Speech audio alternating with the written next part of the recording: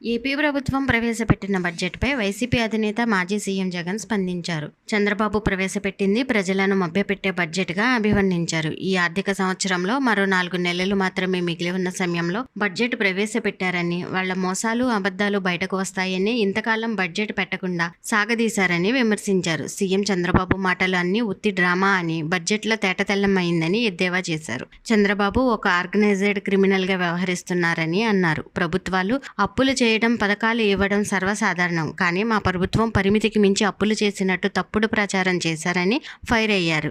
రాష్ట్రం శ్రీలంకలా మారుతుందని ముందు చంద్రబాబు మాట్లాడతారు. ఆ తర్వాత పవన్ కళ్యాణ్, పురంధేశ్వరి చంద్రబాబుకు వత్తాసు పలుకుతారని, మొత్తం ఓ పథకం ప్రకారం ప్రభుత్వంపై గోబెల్స్ ప్రచారం చేశారని ఆగ్రహం వ్యక్తం చేశారు. ఎన్నికల్లో హామీ ఇచ్చిన 6 గ్యారంటీ స్కీమ్స్కు ఎగ్గొట్టడానికి జగన్ అప్పులు చేశాడని నా పేరు చెప్పి చంద్రబాబు ప్రజల్ని మోసం చేస్తున్నాడని అన్నారు. దానవీర సూరకర్ణలో ఎన్టీఆర్కు మించి చంద్రబాబు నటిస్తున్నారని జగన్ సెటైర్ వేశారు.